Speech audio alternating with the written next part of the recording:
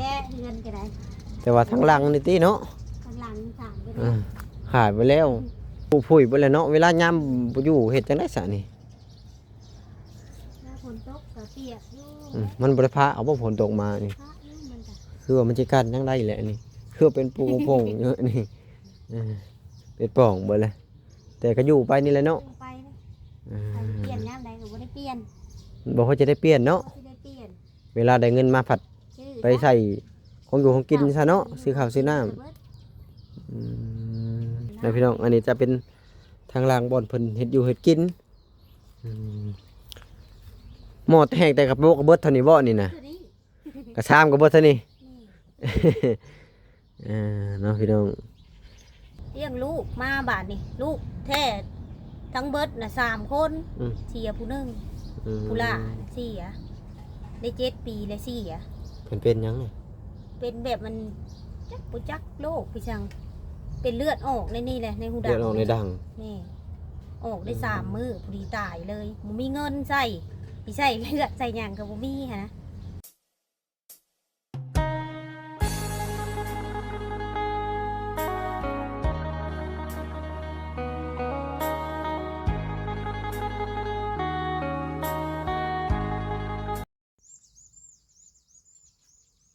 สบายดีสวัสดีพ่อแม่พี่น้อง FC เบิดสุขุสู่คนว่าจะเป็นฝั่งไทยฝั่งลาวหรือว่าจะเป็นทางต่างประเทศกะยินดีต้อนรับเข้าสู่ทางช่อง YouTube เบาเอ็นสตูดิโอหรือว่า Facebook แฟนเพจเบาเอ็นอีกแล้วนะพี่น้องเนาะเสริมเปิดภาพมาเมื่อนี้ก็มาอยู่หมู่บ้านแห่งหนึ่งนะพี่น้องเนาะกับพอดีว่าทางเบาเอ็นเดินทางผ่านนะพี่น้องกับมีไทยบ้านแนะนำเพิ่นอยากให้ไปถ่ายทำครอบครัวหนึ่งเนาะพี่น้องเนาะที่คอเข่าคอน้ำเลี้ยงลูก2 คนตั้งแต่น้อยจนใหญ่อะไรนะพี่น้องเนาะซึ่งครอบครัวเพิ่นนี่จะเป็นครอบครัวแม่ห้างนะพี่น้องเนาะแบบว่าเลี้ยงลูกตั้งแต่น้อยๆเลยหาคอเข่าคอน้ำมันไทยบ้านกินเนาะพี่น้องเนาะเดี๋ยวบอยเอ็นกะจะพาพ่อแม่พี่น้อง FC เข้าไปเบิ่งว่าครอบครัวเพิ่นเป็นจังใดที่ไปที่มาเป็นจังใดนั่นแหละเนาะพี่น้องเนาะจังใดกับพาพ่อแม่พี่น้อง FC เบิดสู่คนฝากเป็นกำลังใจให้บอยเอ็นเด้อและที่สำคัญก็ฝากกดไลค์กดแชร์และการบอกความโฆษณาให้บอยเอ็นนะพี่น้องเนาะถ้าว่าคนใดอยากสนับสนุนบอยเอ็นก็ฝากเด้อพี่น้องเลยเอาพี่น้องเอ้ยถ้าว่าคนใดที่เข้ามาหับชมคลิปบอยเอ็นก็ขอให้มีแต่ความสุขกายสุขใจเดินทางตลอดปลอดภัยหน้าที่การงาน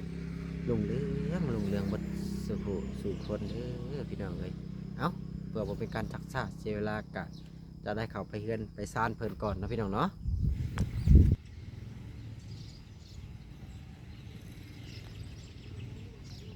เอาพี่น้องเอ้ยเสิงเปิดภาพมามื้อนี้กะมาอยู่หมู่บ้านแห่งหนึ่งเนาะพี่น้องเนาะนี่แหละที่เพิ่นขอความช่วยเหลือเข้ามาเนาะพี่น้องซึ่งเพิ่นนี่กะในครอบครัวของเพิ่นนี่จะอยู่กัน3 คนเนาะพี่น้องมีแม่และก็ลูก2 คนหั่นแหละเนาะเพิ่นนี่จะเป็นแม่ห้างเนาะพี่น้องเนาะ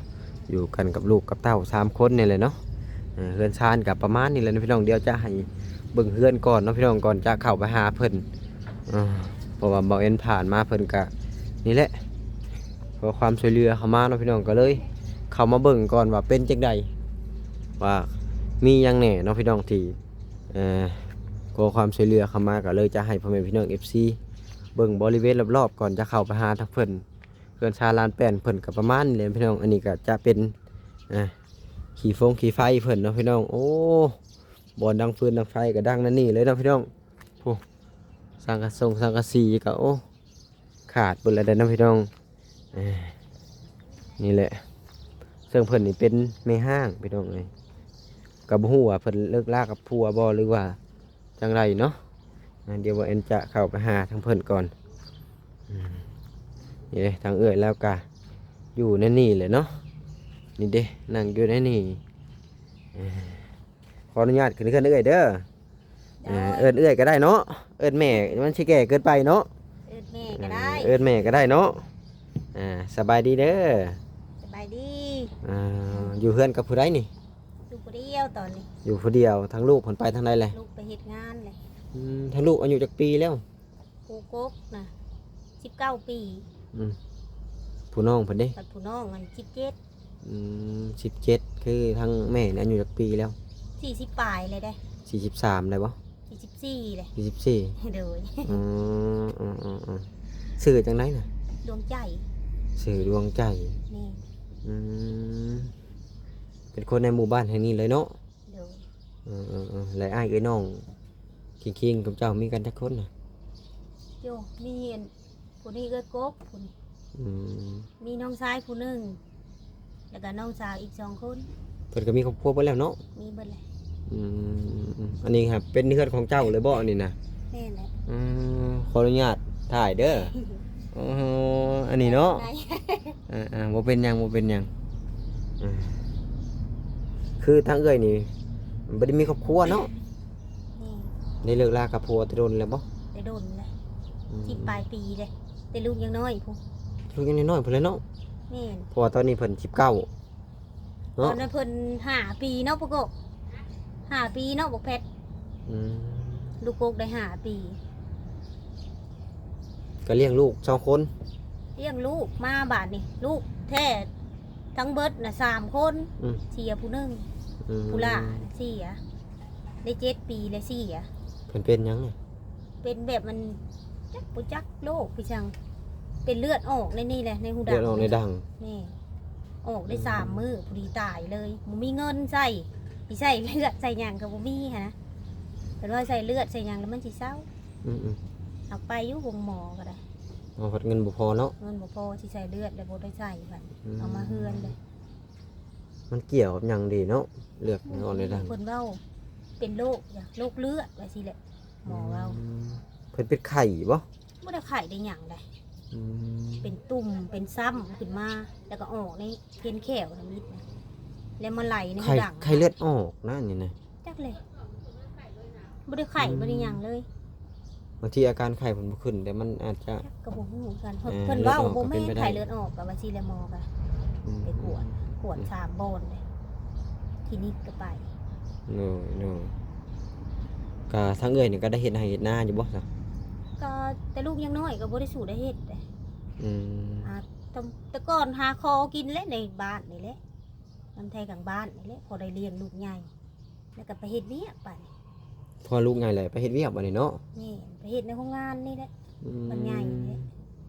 พอได้มาซื้อข้าวซื้อน้ำซื้อลูกกิน แล้วเฮ็ดเดือนเท่าไหร่ซะ ตอนนั้นวัน55,000นึงได้ตอน กันตีกับเป็นวันละ100เนาะได้บ่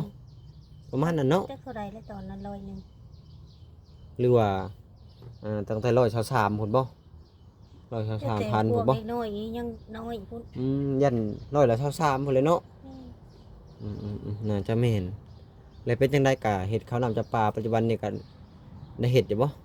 เฮ็ดปีกายนี่เฮ็ด เฮ็ดนำไผจะเฮ็ดนำเอื้อยนำน้องนี่บ่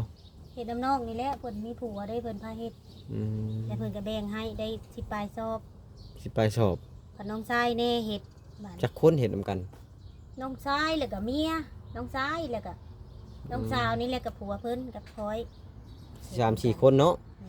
แล้วก็พวกทั้งเอื้อยเพิ่นได้ซะเพิ่นก็ได้เฮ็ดนำหรือบ่ซะ เพื่อนเพิ่นนี่เพิ่นไปเฮ็ดน้ำผัวเพิ่น อืม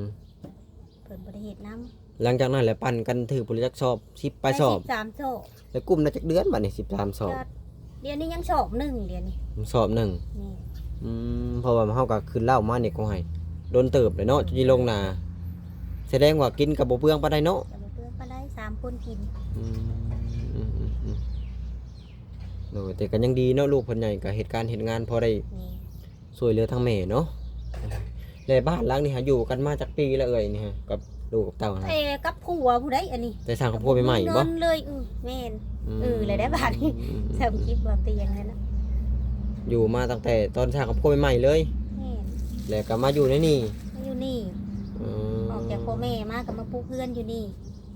แล้วก็พอได้แต่ทำนี่เนาะ ก็ได้ซำนี้แล้วก็บ่ได้ต่อเติมเลยแล้วมันบ่มีผัดผัวก็ผัดไปเลยเด้แต่ลูกยังน้อยอยู่บ้านตัวเองก็บ่มีแหละ เป็นจังได๋เพิ่นยังบ่ไปอันเอ่ยเพิ่น ว้าวเพิ่นถึกคุกได้บ่แม่นว่าปะกันเลย อืม ถึกคุกไปหลายปีหลายเดือนหลายหลดมันก็บ่มาหากันแล้วบาดนี้ผัวก็ได้ โดยก็บ่ฮู้ว่าปัจจุบันนี้เพิ่นได้ออกแล้วบ่เนาะ เพิ่นออกแต่หึงแล้ว เพิ่นก็น่าจะสร้างครอบครัวใหม่เลยเนาะ แม่นได้ยินข่าวว่าเพิ่นเอาเมียแล้ว อืม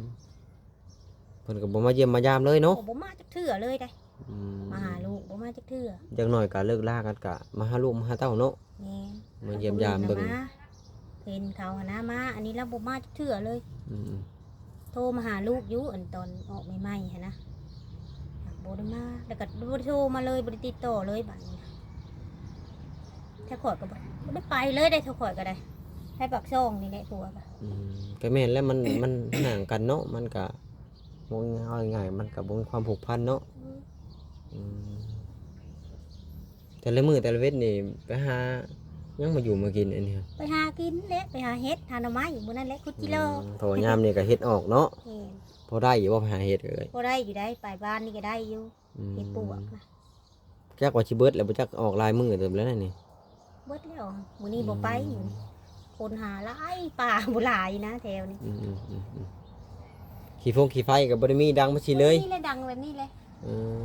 ฝนตกมันสิดังได้บ่น่ะเอายับเข้ามาพี่บ่หยังฝนต ได้ ก อยู่กับมันก็บ่ปานใดแล้วมันพระได้ไง มันถ้าบ่อยังน้อยก็ต่อเกยออกเนาะ โตเพียงเลยเลย คือว่าพากระแตนี่คือว่าโพดโพถ้าเกิดว่าผุผุยเบ่เลย เอาบ่ได้เปลี่ยนเลย แต่เห็นยังมันเปลี่ยนเนาะ สิซื้อกับเพราะบ่ได้มีเงินซื้อนํซื้อหันซื้อนี่ซื้อข้าว สีขาวซื้อเอาไปนัวเนาะเอาง่ายๆ ห ซะ น้าก็หาเฮ็ดปีกายนี่แหละ อืม มีแต่หาเฮ็ดงานซื้อกินแตะเก่า เหลือดินนี่เป็นดินเพิ่นปั่นให้เรียบร้อยบ่นี่เพิ่นแบ่งแล้ว โอ้ หรือ ยัง ว่า บ่ ยั ได้ปั่นได้ดินพ่อแม่นี่แหละเพิ่นให้ปลูกซื้อ พวกก็ซื้อแต่ยังบ่ทันปั่นเนาะ นี่ คือห้องน้ำห้องใดนี่ก็ใช้รวมกันเบิดบ่นี่ ใช้ร่วมกันห้องน้ำเอื้อยอันนี้ก่อนน่ะบ่ได้มีห้องน้ำก็ดี บ่มีบ่ แม่นเข้าน้ำเพิ่นนี่แหละ เข้าห้องน้ำเพื่อนนี่บ่หรือเพื่อนนั่น เลขเพื่อน ห้องน้ำอันเพื่อนหลังนี่เนาะ นี่ คิดว่าทางเอ้ยมีห้องน้ำห้องใน บ่มีหยังเลยนะ สรุปแล้วเป็นคนบ่ได้มีหยังอันนี้ฮะสรุปแล้วมีแต่ใช้พ่อแม่เอาประชันชาเนาะบ่อยู่บ่นอนนี่ก็มีแต่ว่าเฮ็ดแต่ก่อนเนาะ แต่ก่อนผู้นี่จ้ะ คือไฟนี่ก็ต่อมาทางเฮือนแม่ เพื่อนแม่ ทางแม่เพิ่นก็ยังอยู่หรอวะ เพิ่นเสียได้ ยังแต่พ่อบ่ ยังแต่พ่อเด้อ เพราะว่าเฮาเห็นเพิ่นนั่งอยู่ในเฮือนเมื่อกี้นี่นะก็คือว่าแหล้วเนาะต่างคนต่างออกครอบครัวแล้วมันก็สิอาศัยกันก็ยากเนาะ เพราะว่าเฮาก็ออกครอบครัวแล้วแต่ว่าเฮาอยู่เลี้ยงเพิ่นก็ยังว่าอีกอย่างหนึ่งเนาะอันนี้เฮาก็ออกครัวครอบครัวไผครอบครัวมันเลย หาไปหามันแบบนี้ได้ หาไปหามัน กลุ่มผักไผปักมันเนาะคือว่าแล้วหาอยู่บ้านเฮามันก็ตะกี้หาหยังเนาะ เพราะแต่ได้กิน เพราะได้แต่ซื้ออยู่ซื้อกินนี่นะพี่น้องพริกเป็นนัวยกตัวอย่างข้าวมันบ่แม่นชอบละ1,000 กว่าบาทบ่ปัจจุบันนี้ก็ได้ เขาโลละเขาวเหนียวโล4โล14,000เดี๋ยวนี้ 14,000ก็ประมาณ600,000ปลาย นี่ 6,400 6,500 200,000 บาทนะเนาะ เลย พันกว่าบาทเศษๆน้อยๆนี่แหละ1,000ก็นะบางบอนก็ได้เพื่อจะได้ข้าวสอบหนึ่งนี่หาเงินจากมือบาทนี่ ลายมือเติบมาซื้อกินลังเทื่อบ่ได้ไปหากินไปเฮ็ดงานก็ซื้อกินตลอดบัดนี้นะ สมมุติว่าข้าวสอบหนึ่งนี่เบิดนี่สิเอาจะใช้กินชาวบ้านนี่ หาเงินซื้อกินต่อ ซื้อนี่ซื้อเป็นโลบ่ได้ซื้อเป็นสอบเลย ซื้อเป็นโลเทื่อละ10โล20โลจังซี่เลย เดือนละ10 โล20 โลมันก็กุ้มบ่ดนดอกเนาะ บ่โดด เพราะว่า3 คนแต่ก็เสียทีมเนาะมาบ่เห็นลูกถ้าลูกชายเพิ่น งแล้ว ถ้ามาตอนแรงเพิ่นอาจจะเห็นเนาะ เห็นตอนแรง บางทียามแรงๆเขาอาจจะมาแหวบางทีเขาจะไปพูดเลยมาแต่เวียดแต่งานว่านี่ก็ไปซื้อดินที่ดอนให้เพิ่นอยู่บ้านโรงสะพังพูดเลยก็พอดีว่าเขาเห็นลายมือแหละเขาหักมีโอกาสได้เข้ามาตามเรื่องราวเป็นยังไงแหละฟังเรื่องราวก็โอ้เนาะเพิ่นกันทุกข์แล้วก็แยกง่ายกันกับสามีก็ตั้งแต่ลูกยังน้อยๆเนาะหาข้อเข้า กูกกนะฮะ เลี้ยงลูก ปี ว่าไปซะ ปี2-3 ปีตอนน่ะเฮ็ดหยังก็ยังบ่ได้เลยตอนน่ะหาคอกิน เอาไปน้ำได้ลูก2 คนเนาะ ไปน้ำเกี่ยไปหาคอแถวเพื่อนใกล้เลยเขาก็ให้ ขอกันน้ำยัดที่พี่น้องที่เป็นยังไง ก็เพื่อนใกล้กันแถวนี้แหละนี่ คันไทยบ้านเพิ่นเบิ่งก็บ่จักปานใดแล้วเนาะเนาะเขาเจ้าว่าเฮามีของติดไม้ติดมือไป ก็มีอยู่เอ้ยก็ไปหาหน่อไม้ลังเทื่อ อืม ไปหาขอน้ำเพิ่นนะ เนาะ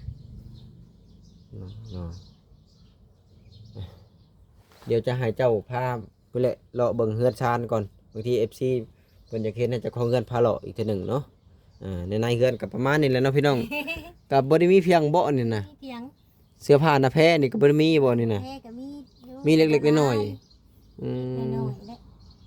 สาดเสนอนมอนมุ้งนี่ก็เบิดเท่านี้บ่เอ่ย เท่านี้แหละ เดี๋ยวจะยื่นอันกล้องเข้าไปเบิ่งก็เด้อพี่น้องขออนุญาตจากของเอื้อยพ่อน้องพี่น้องนี่เลยก็ประมาณนี้แหละนี่ขาดขีดเบิ่แหละเนาะ ไปลงมาพี่เอ้ยลงไป FC เพิ่นเลาะเบิ่งบริเวณรอบๆเพื่อนก่อนนี่แหละได้พานี่ข้างเนาะทางนี้ แม่เฮือนก็ได้ แต่ว่าทางหลังนี่ติเนาะ ข้างหลังถามไป ขายไปแล้ว พอได้ซื้อ ปิดหน้าไม่ปิดด้วยครับจะถ่ายรูปเจ้าของครับผู้ผุยไปเลยเนาะเวลายามอยู่เห็ดจังได้สะนี่ แล้วฝนตกก็เปียกอยู่ มันบริพาเอาพวกฝนตกมานี่ พระอยู่มันก็ คือว่ามันจะกันยังได้แหละนี่คือเป็นปูโป่งเยอะนี่เป็นป่องเบดเลยแต่ก็อยู่ไปนี่แหละเนาะ ลงไปนะใครเปลี่ยนยามใดก็บ่ได้เปลี่ยน บอกว่าจะได้เปลี่ยนเนาะ บ่ได้เปลี่ยน เวลาได้เงินมาผัด ชื่อ ไปใส่ของอยู่ของกินซะเนาะซื้อข้าวซื้อน้ำไปย่างพ่อให้เพิ่นเบิ่งรอบๆก่อนอันนี้ส่วนของเจ้าบ่นี่นะปลูกหัวชิไข่เนาะ หัวสิไข่จะหาประมาณ เบิ่งก่อนนะพี่น้องโอ้เพิ่นปลูกผักบ้งแน่น้ำใส่บ่นี่นะ ก็ มีแต่ใส่น้ำเอื้อยเนาะนี่เด้นะพี่น้องอันนี้จะเป็นทางล่างบ่อนเพิ่นเฮ็ดอยู่เฮ็ดกินหม้อแห้งแต่กับโบกกับเบิดเท่านี้บ่นี่นะ คือนี้ กระชามกับเบิดเท่านี้ นี่ เนาะพี่น้องมันบ่ฮักบ่อันนี้นะ แล้วมันจะสิฮักแกมีหน้าม่วงถือกะฮักเลยหน้าก็ม่วงตอนน่ะ มันก็มองอันนี้ ถือน่าจะขาดอีกจังซี่ แสดงว่าในบ้านนี่มีแต่ครอบครัวเจ้านี่บ่อันกว่าหมู่นี่คิดว่า ขึ้นมาความหมู่และเฮานี่ อยากว่านักกว่าหมู่เนาะ แบบว่าคนอื่นเพิ่นยังมีผัวพาเฮ็ดพาสร้างเนาะ หัว อันนี้ผัดบ่มีผัวหรือว่าบ่มีอันสามีพาเฮ็ดพาสร้างนั่นแหละทางเฮาก็เข้ามาถ่ายทำเบิ่งบางทีมีผู้ใหญ่ใจดีเพิ่นอยากซอยลงซอยเรือได้ก็ว่าบ่ได้บางคนก็โอ้เพิ่นก็ได้รับการช่วยเหลือก็หลายเด้คือทั้งเอื้อยก็เคยเบิ่งอยู่เนาะในคลิปก็ได้คลิปทางเบาเตียงบ่ บอกเตียงทั้งสาบุญแหละใครเบิ่ง สาบุญบรรณาสาบุญบรรณาก็ไปนำกันอยู่เฮาปัจจุบันนี่ก็ว่านี่ก็ถ่ายคลิปนำกันอยู่ถ่ายเบิ่งบางทีเพิ่นอยากซอยเรือบางทีซ่อมแซมพากระแตะนี่เนาะน้ำสร้างก็ใช้อยู่ให้ซะ ใส่น้ำกันและดิ ให้อยู่พุ่น ดิน้ำสา ถ้าอยู่เฮือนรวมพุ่นเนาะ ของแม่อีก ของแม่ของมูลว่าซั่นซะ แม่แหละ คำนั้นปั่นกันก็บ่ถึงของเจ้าหรอกเนาะ คือแก เพราะว่าจะออกเฮือนต่างแหละเนาะ จะพูดได้แล้วผู้อยู่แล้ว มีแต่ผู้อยู่ผู้เลี้ยงพ่อเลี้ยงแม่แหละเนาะ อืม เพราะว่าถ้าบ้านเพิ่นก็น่าจะให้แต่ดินนี่แหละเนาะ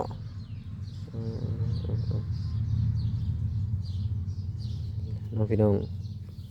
มาอัปเดตเบิ่งบางทีมีคนอยากช่วยแหละถ้าเฮาก็ได้คือเฮาเขามาถ่ายนี่ก็เฮาก็อาศัยผู้ใหญ่ผู้ใดผู้ใหญ่คนที่เพิ่นเบิ่งคลิปพุ่นแหละโดยในภาคน้ำแห้งเฮาเองเฮาก็บ่มีคือกันนั่นแหละก็มีแต่ว่าเพิ่นเห็นเพิ่นเอ็นดูสงสารเฮาก็มาเป็นสะพานบุญให้เพิ่นทั้งเอ้ยแล้วก็น่าจะเข้าใจอยู่ดอกเนาะเพราะว่าเราก็เบิ่งคลิปกับผู้และมื้อหน้ามื้อในบางทีทางเฮาก็สิมาเบิ่งอันเพิ่นเฮ็ดเวียกอันนี้ก็จะพาทีมงานเฮาเข้ามาหั่นนะก็ได้ฮู้เรื่องราวเลยเนาะเพิ่นก็เป็นแม่ห้างเนาะ เจ้า แม่ห้างตั้งแต่อายุ20กว่าบ่ 30บ่ตอนน่ะ 30 มันก็ได้10ปลายปีแล้ว 10 ตอนนี้40ปลาย อายุอัน30เนาะ30กว่าๆน้อยๆเนาะ 33ประมาณนี้เนาะ 32 33นั่นแหละก็บ่ได้มีครอบครัวเลย บ่มันเอาไปเลย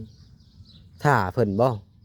แต่ที่แรกก็ท่าเพิ่น อืม เลยกระโดนไปเลยกับพุทธาแล้วบัดนั้นก็อยู่ไปน้ำลูกจังซี่ ก็อยู่ไปใช่แล้วเนาะเฮาก็ใหญ่เลย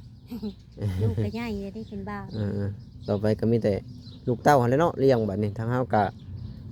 โอ้ยแก่โตจักหน่อยก็มีอาศัยแต่ทางเพิ่นหั่นแหละก็ประมาณนี้นะพี่น้อง ใส่ลูก ก็แวะเวียนมาหาทางเอื้อยแล้วอีกมื้อหน้าพุ่นแหละจังสิเข้ามาใหม่เด้อเด้ออยู่ดีไม่แฮงสบายดีเอ้ย สบายดี